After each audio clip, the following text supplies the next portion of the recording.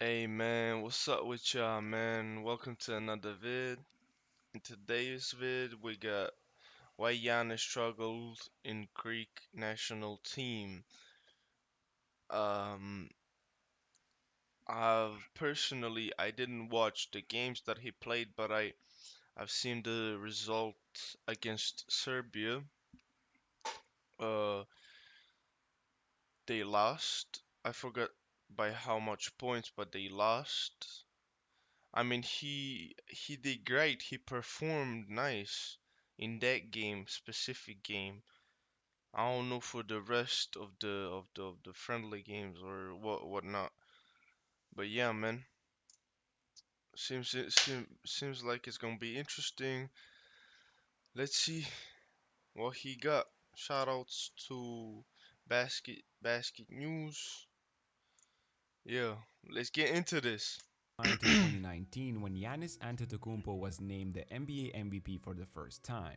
The FIBA World Cup happened 3 months after this nomination, and despite huge expectations for Greece, they didn't even qualify for the quarterfinals with Giannis struggling to carry the team on his shoulders. So we're Teams talking about barricaded the paint with 2019. players in transition, FIBA rules and smaller court size didn't help as well, and MVP's shot wasn't scary to the opponents at all.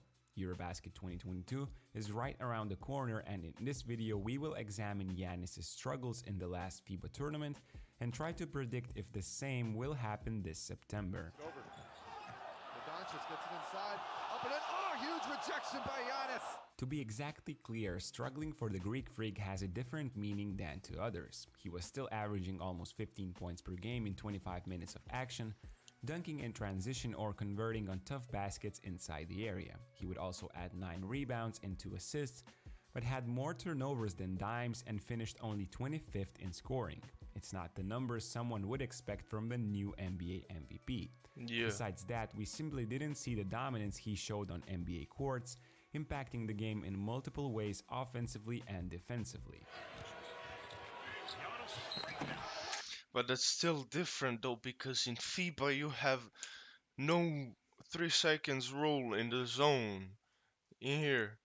Oh shit, what the fuck? Let's rewind to Where was I? Hold on. Here. So there is no 3 seconds I apologize about that. But there is no 3 seconds rule, so which means you can as a center, as a tall motherfucker, usually people that are over 2 meters tall, aka over 6'5", 6'6", usually stay in here and they don't move. So what we used to play and what we play a lot is uh what's it called? Um 1-3-1. So 1-3-1, you have a chaser in front, three guys here, and one in the back. And this guy here basically stays here the whole time as long as the ball is in the front of him.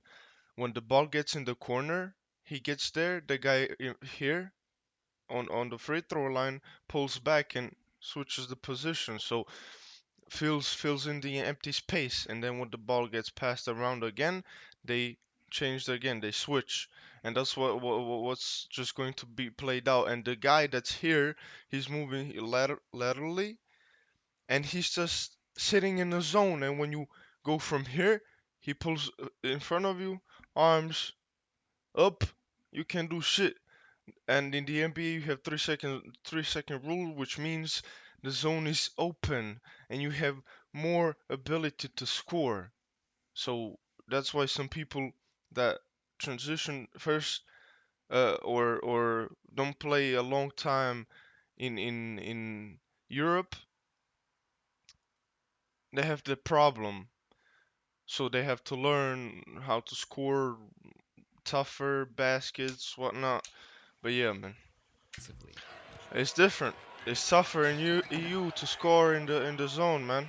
It's tougher. You Antetokounmpo's gotta be transition tough. scoring is the first thing that comes up on the scouting report before playing Greece or the Bucks. At the FIBA World Cup, opponents were super focused on building walls of 3, 4, and even 5 people against him, thus minimizing the biggest strength that Giannis has. He loves pushing the pace after defensive rebounds, but teams were simply closing all driving gaps early at the He could cost of have leaving his passed though. Greek teammates open.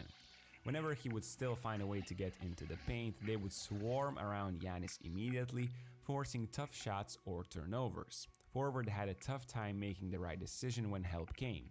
He was too confident about his physical force and the ability to absorb the contact and still finish the play.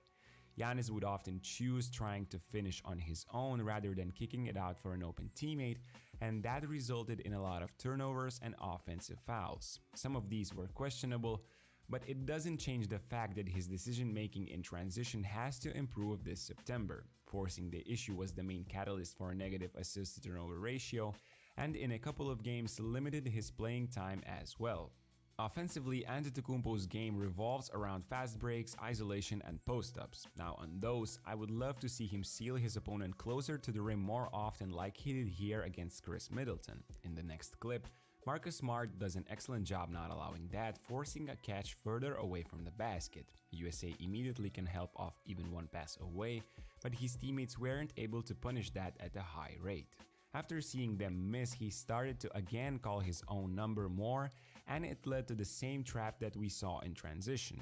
The Greek Freak loves the spin move, but it's also the perfect moment to catch Giannis off guard. He spins twice, gets surrounded by three players before he can even kick the ball out, and it's too late for his teammates to get an open shot off. Brazil even put 20 centimeters smaller Damn. Garcia on Giannis for a couple of possessions, and the lack of potent jump shot from the mid-range allowed the Brazilian to win the duel twice in a row.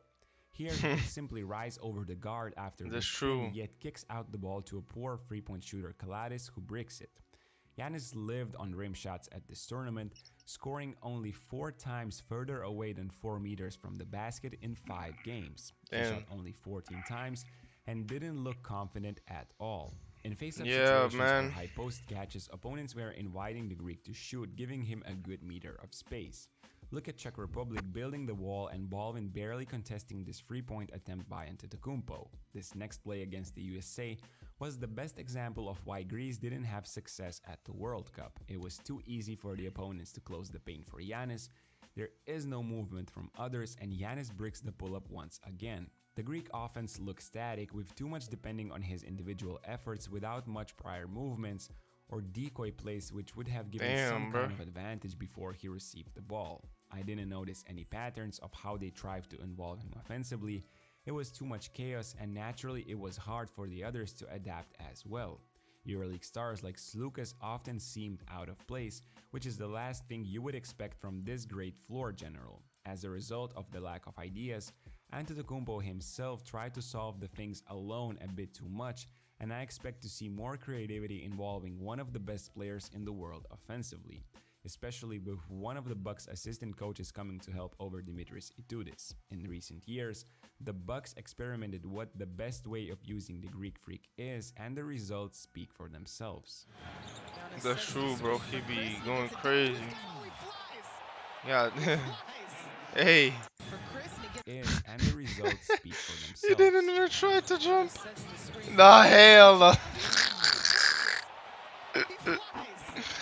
Jesus Christ. Obviously, Oh around my him, you god. need as many shooters as you can have, and that was Clarkson. not the case for their national team 3 years ago. Some teams like Czech Republic played zone for big chunks of the game, and Greece looked completely clueless of how to attack it. Look at these 3 possessions and tell me if that looks like an organized attack against a 2-3 zone defense. Little to no movement from the players, and if so, without an idea of how to create an overload in some part of the court, which is probably the first objective against the zone defense. Bro, look at Seeing that this jump and shot, walls bro. that close the paint in What transition the and in fuck is that isolations shit? made Giannis settle for shots he wasn't comfortable Why is taking this? or forced him to pass out the ball. He averaged only 9.2 field goal attempts per game, which was 67th result in the tournament. 66 players took more shots than one of the best players in the world. That's an insane stat. Now, will this year we'll see the same story once again? In short, I believe we will witness a much harder to guard version of Giannis. Yes, he is still a paint dominant player, with rim shots being a strong number one offensive option. But just like over the I mean, damn. This is true facts because in the last game he scored 40 points. 42, I think. Years, So he it's completely working, changed his whatever they're body doing. shape. In the last 3 years, he developed an outside shot. Most importantly, he doesn't bother to fire from outside the paint anymore. With every chance you give him, Giannis, the turnaround. That's difficult to defend. He's so tall. To support this, I used his field goal shot chart data from Instat. While posting up in the 2019 NBA season, only 51 shots came out around the rim.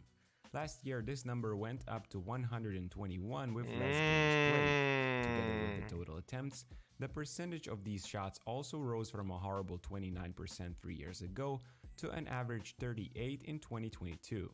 The shooting mechanics on these turnaround jumpers look smooth and the opponents can't do anything about it since the release point is ridiculously high. Yeah, None of these tries and went he can in two jump. years He ago, can jump and if higher Giannis too, can get the if he confidence from wanted the to. get-go, it will be a big problem for the opponents of Greece. The same observation can be made in the numbers on isolations as well. In the 2019 NBA season, Giannis had 114 attempts outside the rim in one-on-one situations. Last year, he had 213. The overall accuracy didn't rise as it did on post-ups, but there were two spots where Antetokounmpo was solid.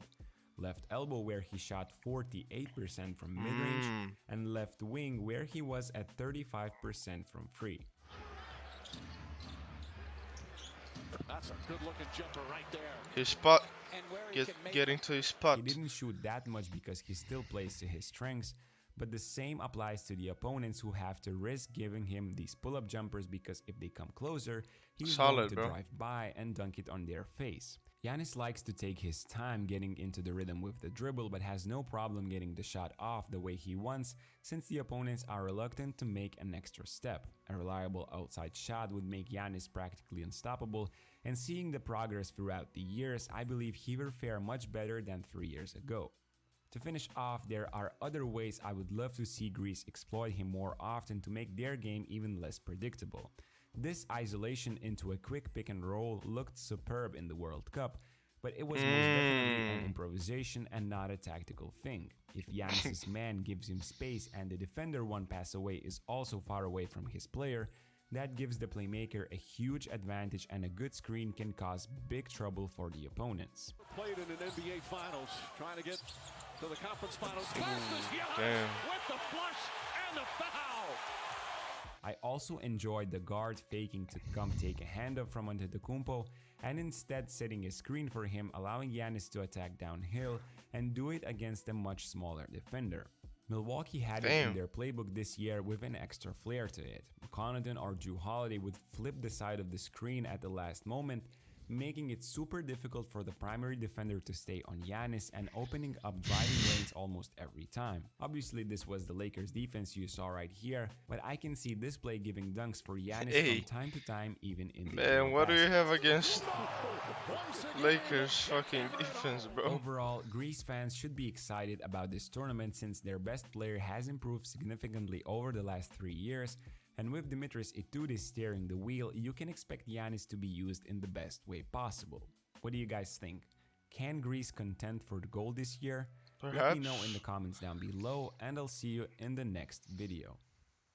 If his teammates can play better, yes. Sure, why not? I mean, hey, all luck to you, my brother. Wish you the best. But yeah, man, that's it for this video, man. Like, share, subscribe, follow up, all of that sweet stuff. You hear me? Support a young brother out. I know I haven't posted in a long time. I've done some streams, but I haven't posted in like a week or so. I've been battling a injury and some mental shit that came up. It wasn't easy. It's not gonna get easier. It's gonna only get more complicated. I know that. But yeah, man,